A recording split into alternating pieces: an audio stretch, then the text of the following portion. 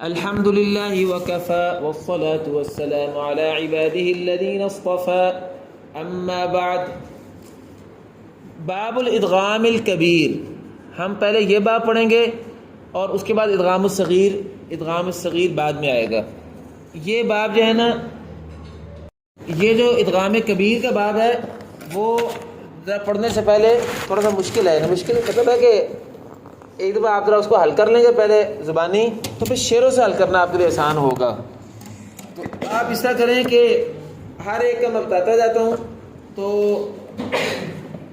آپ زبانی سنتے جائیں یا لکھ لیجئے. چلیں، ابن محسن جو ہے اس کے لیے ادغام کبیر جو ہے اس کے اندر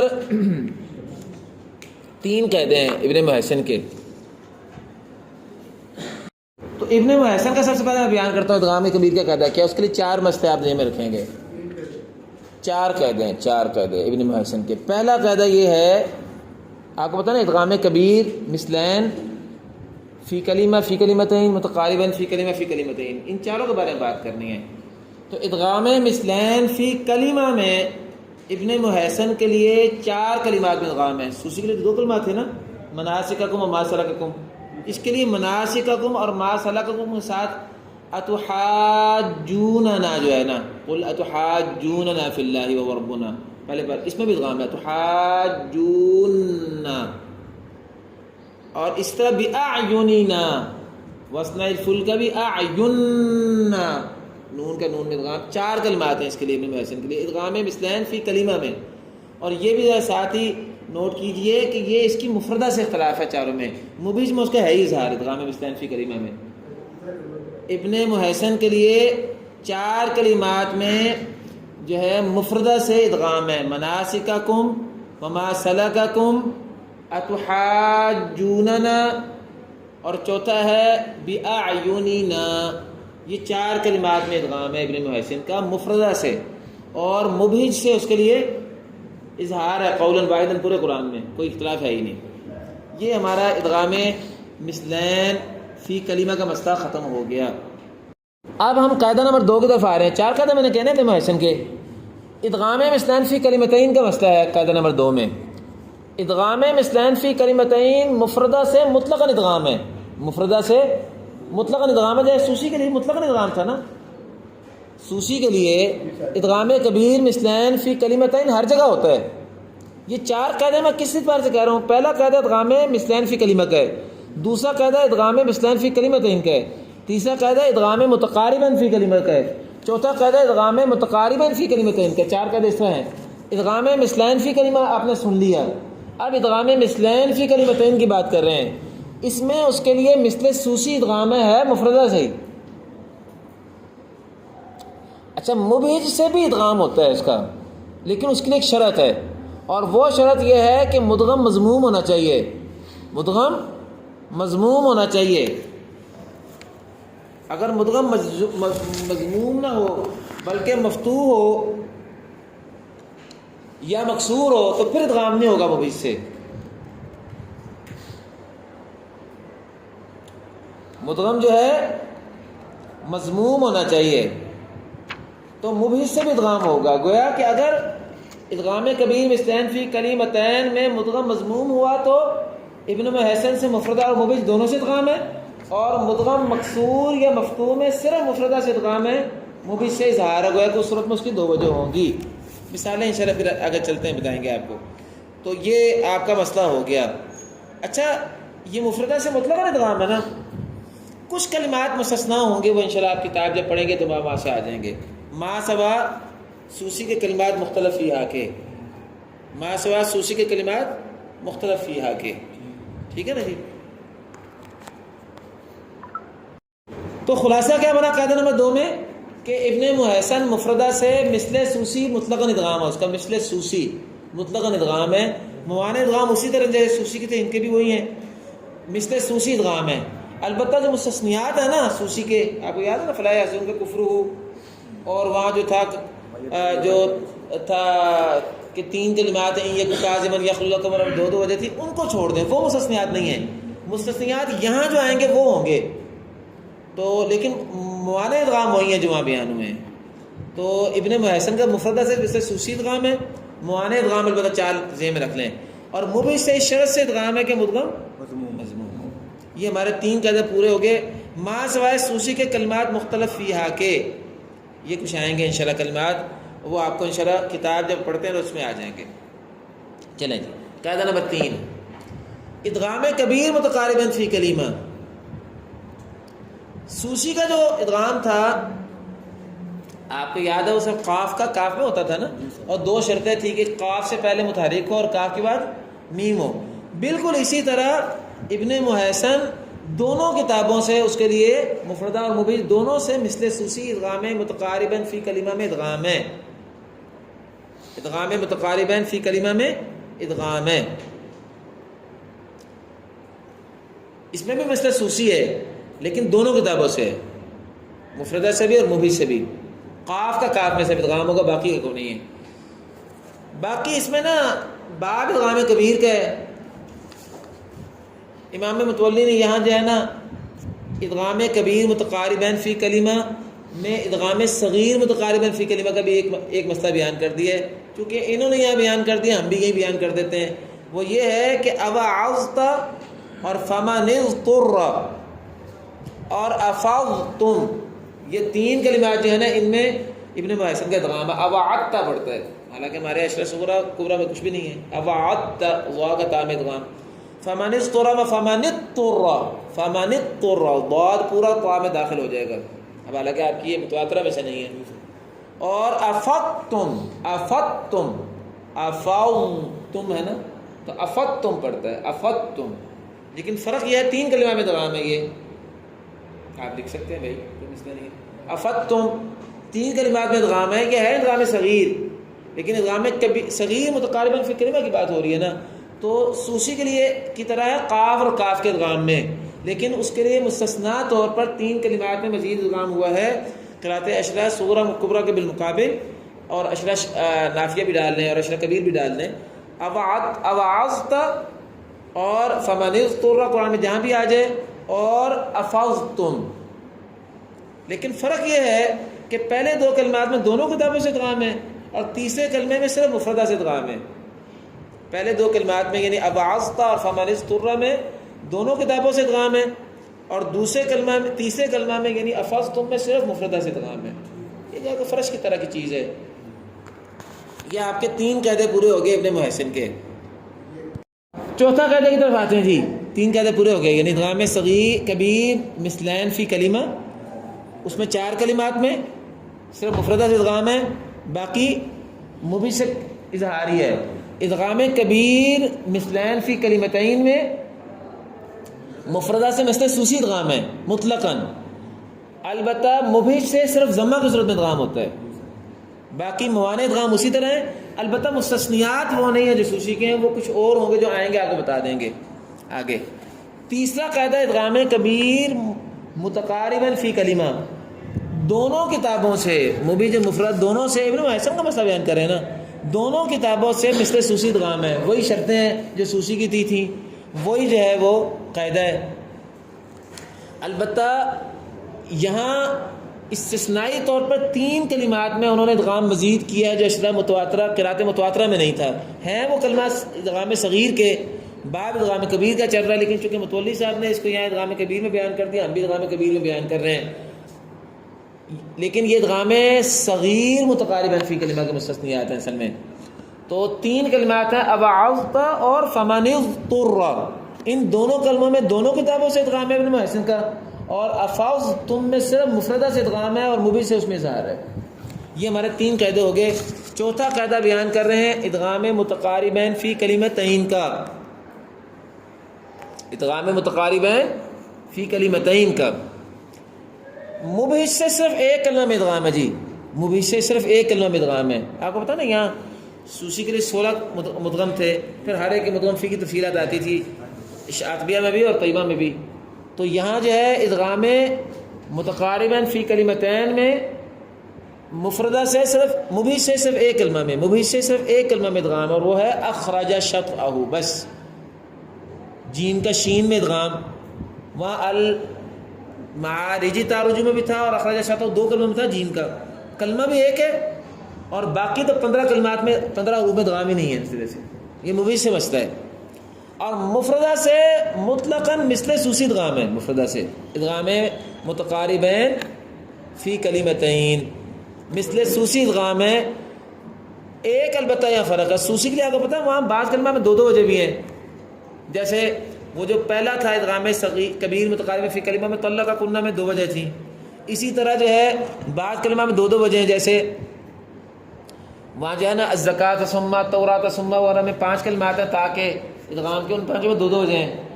ان سارے کلمات میں اس کی ایک وجہ ہے صرف اظہار، جن میں سوسی کے لیے 2 وجہ ہوتی ہیں اس میں اس کا اظہار ہوتا ہے۔ تو دوبارہ ذرا دیکھیں، مبیج سے صرف ایک کلمہ میں ادغام ہے اور وہ کیا ہے؟ اخرج شطأ، اور مفردہ سے مثل سوسی ادغام ہے سوائے ان کلمات کے جس میں سوسی کی 2 وجہ ہے، اس میں ابن محسن کے لیے صرف اظہار ہے۔ بس ابن محسن کا مسئلہ ختم ہو گیا۔ اب ہم جو ہے اس کے بعد امام یزیدی کی طرف چلتے ہیں۔ اچھا جی، دوسرا امام یزیدی ہے نا، یزیدی کا پورا مسئلہ ابو عمر جیسا ہی ہے ان چاروں قیدوں میں، ادغام کبیر مثلین فی کلمہ، کبیر مثلین فی کلمتین، متقارباً فی کلمہ، متقارباً فی کلمتین، پورا سوسی والا مسئلہ ہے۔ صرف ایک فرق ہے سوسی سے، سوسی کے لیے اختلاس بھی ہوتا ہے نا جب مدغم سے پہلے صحیح ساکن ہو، اس کا اختلاس نہیں ہے بس، یعنی کہ طیبہ میں جو تھا نا یعقوب کے لیے اختلاس نہیں ہوتا تھا نا، باقی یعقوب بھی تو سوسی جیسا تھا نا، لیکن یعقوب کے لیے اختلاس نہیں ہوتا تھا، گویا کہ یعقوب جیسا ہے طیبہ کے یعقوب جیسا ہے، سوسی جیسا بھی ہے لیکن اختلاس نہیں ہوتا اس کے لیے، بس یزیدی کا مسئلہ اتنا ہی ہے۔ حسن بصری کے لیے چلیں جی، چاروں قاعدے ہیں ان کو دہرانا ہے حسن بصری کے لیے۔ مثلین فی کلمہ میں کوئی اختلاف نہیں ہے حسن بصری کا، یعنی گویا ابن محسن مبیج کی طرح ہے، مبیج سے کوئی اختلاف نہیں ہے، مفردہ میں 4 کلمے تھے نا تو کوئی اختلاف نہیں مثلین فی کلمہ میں۔ مثلین فی کلمتین میں مثل سوسی ہے جی، جیسے ابن محسن مفردہ سے تھا نا، مثل سوسی ہے، معنی ادغام اسی طرح ہے۔ مثلین فی کلمہ میں کوئی اختلاف نہیں ہے، مثلین فی کلمہ میں کوئی اختلاف نہیں ہے، اصل کے مطابق ہے۔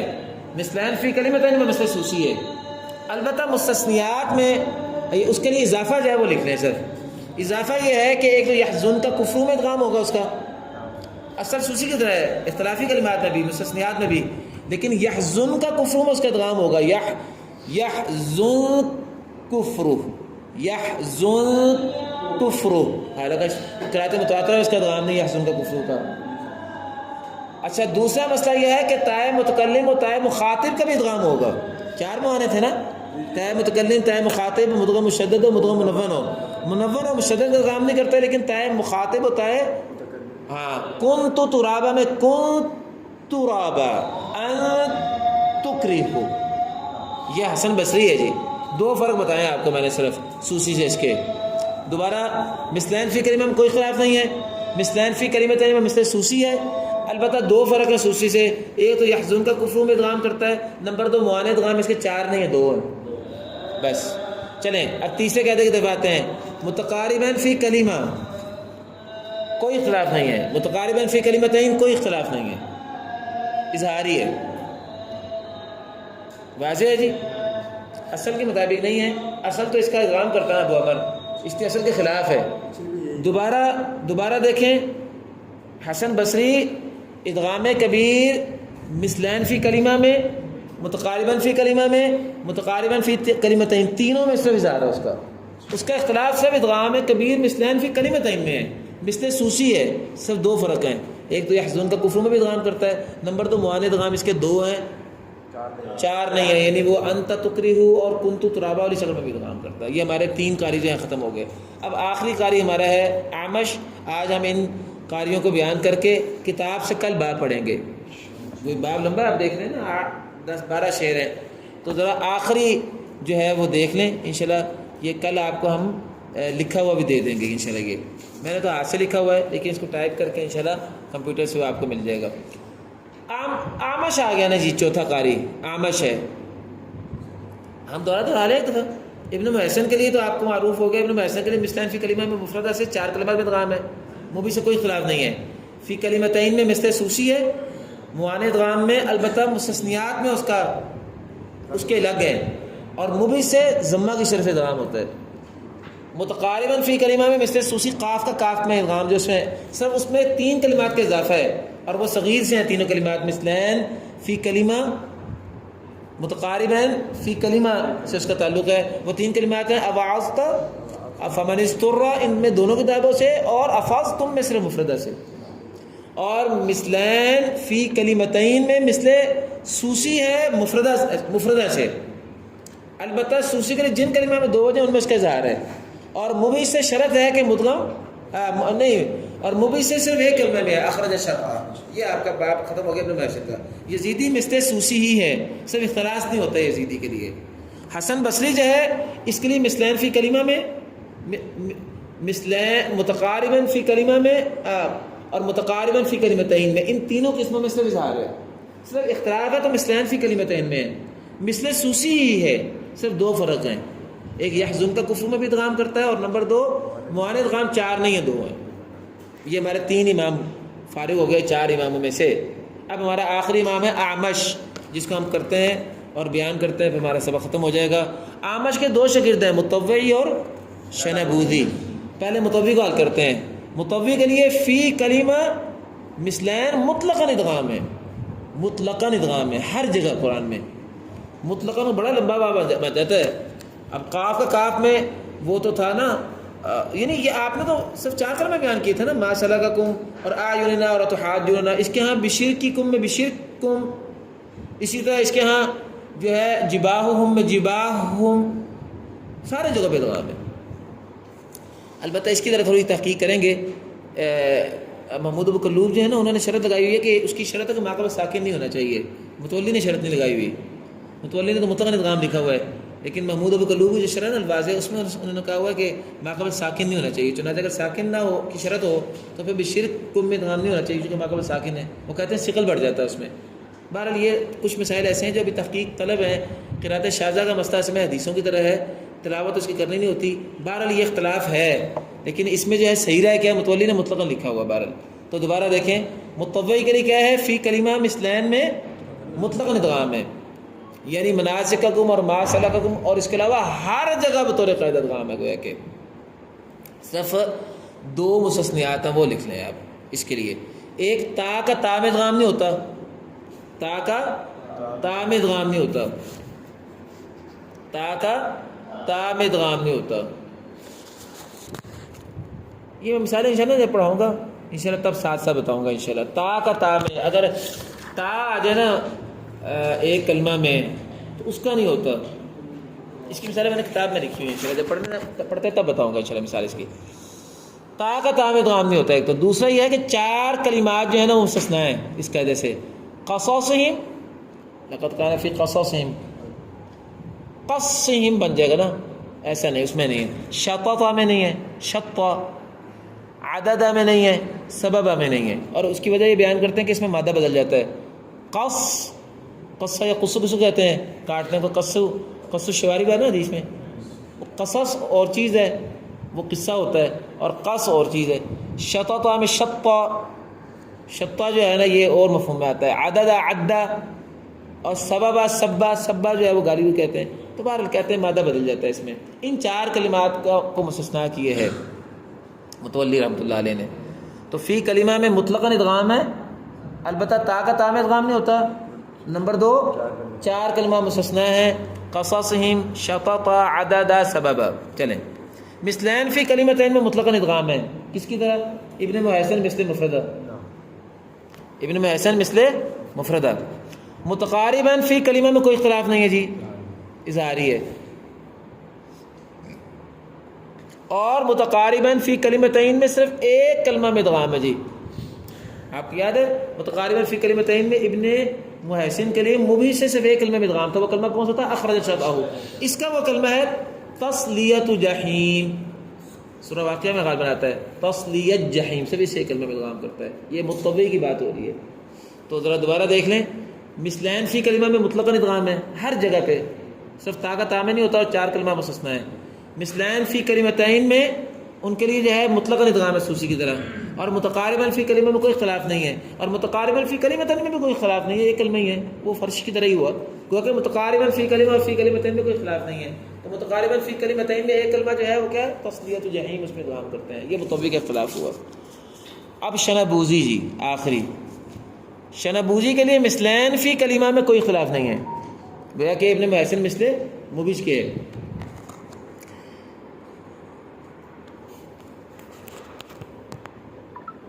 مثلین فی کلمتین میں، بیٹا ذرا توجہ کریں، مثلین فی کلمتین میں اب تک ادغام قاعدے کے مطابق کس کا آیا ہے؟ ابن محسن کا آیا ہے مفردہ سے مطلقاً اور مبیج سے ضمے کی شرط سے تھا۔ یزیدی کے لیے مطلقاً ادغام آیا، ابو عمر کی طرح تھا، صرف اخلاص میں نہیں تھا۔ اور اس کے بعد جو ہے تیسرا آیا تھا حسن بصری، حسن بصری کے لیے مثلین فی کلمتین میں مطلقاً ادغام آیا تھا، حسن بصری کے لیے صرف اس کے ہاں کیا تھا کہ معاند ادغام دو ہو گئے تھے، اور دوسرا جو ہے یحزن کا کفر آ گیا تھا، تو گویا کہ قاعدے کے ساتھ ادغام مثلین فی کلمتین صرف دو قاریوں کے لیے ہوتا ہے۔ اس کے لیے جو ہے نا آمش کے لیے نہیں، بلکہ مجھے خیال ہے کہ متوی کے لیے ادغام ہے مطلقاً، متوی کے لیے مثل سوسی ادغام ہے، تین قاری ہو گئے نا۔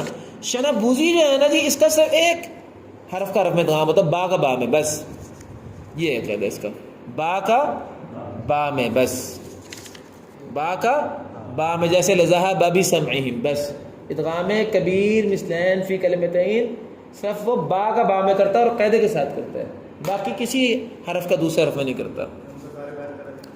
اب بتاتا ہوں، متقارباً فی کلمہ میں کوئی اختلاف نہیں ہے، متقارباً فی کلمتین میں بھی کوئی اختلاف نہیں، صرف ایک کلمہ میں اختلاف ہے، ایک کلمہ نہیں، ایک قاعدہ بنا لیں، با کا میم میں اور میم کا با میں، سب اس میں ادغام کرتا ہے، با کا با میں، با کا میم میں اور میم کا با میں، ویسے با کا با میں بھی کرتا ہوں، مثلین میں کرتا ہے، با کا با میں ہی کرتا ہے صرف، اور متقارباً میں بھی آ کے اس کا با کا ہی مسئلہ ہے کہ میم کا با میں علم بالقلم، وہ اخفاء ہوتا ہے، ادغام نہیں ہوتا وہ، اور با کا میم میں یعظمن، بس یہ ہے شنبوزی کا۔ دوبارہ شنبوزی دیکھ لیں، مثلین فی کلمہ میں کوئی اختلاف نہیں ہے، مثلین فی کلمتین میں صرف با کا با میں ادغام ہے بس، متقارباً فی کلمہ میں کوئی اختلاف نہیں ہے، متقارباً فی کلمتین میں صرف با کا میم میں اور میم کا با میں، باقی با کا با میں یہ تو پہلے آ گیا، باقی میم کا میم میں یہ کوئی نہیں ہے اس کا، یہ تو اس کا با کا با میں ہے نا صرف مثلین میں۔ یہ آپ کا جو ہے چار قاریوں کا اختلاف ہو گیا۔ ویسے آپ کو انشاءاللہ ہم لکھا بھی دیں گے، لیکن اس کا خلاصہ بھی آپ نکالیں، ٹائم ختم ہو گیا ورنہ میں خلاصہ ویسے میں نے نکالا تھوڑا سا۔ خلاصہ یہ کہ ادغام کبیر مثلین فی کلمہ میں چاروں قاریوں کا اکٹھا بیان کریں ایک دفعہ میں، پھر مثلین فی کلمتین میں چاروں قاریوں کا اکٹھا بیان کریں، کیونکہ جب آپ اجرا کریں گے وہاں تو چاروں اکٹھے یاد ہونے چاہیے نا، میں نے تو الگ الگ کر کے بیان کر دیا۔ اس طرح ادغام متقارباً فی کلمہ میں چاروں قاریوں کا اکٹھا بیان کریں اختلاف، اور ادغام متقارباً فی کلمتین میں بھی چاروں قاریوں کا اکٹھا بیان کریں۔ اس طرح بھی آپ نے خلاصہ نکال کے اس کا دو حصوں میں تیار کر کے دینا ہے، جس کو جو آسان لگتا ہے ویسے یاد کر لیں، ایک ایک قاری کا الگ الگ کر کے یاد کرنا آسان لگتا ہے تو ویسے ہی یاد کر لیں، اور اگر اکٹھا کر کے یاد آسان لگتا ہے تو اکٹھا یاد کر لیں۔ متولی رحمۃ اللہ علیہ نے تو اکٹھا بیان کیا ہے، لیکن متولی رحمۃ اللہ علیہ کے بیان کی مشکل یہ ہے کہ اس میں چیزیں اوپر نیچے بہت ہیں، تو وہ میں نے آپ کو اس کا ایک مرتب سا باب بنانے کی کوشش کی ہے۔ اللہ رب العزت ہمیں یہ قرأت شاذہ میں بھی پختگی نصیب فرما دے۔ وآخر دعوانا ان الحمد للہ رب العالمین۔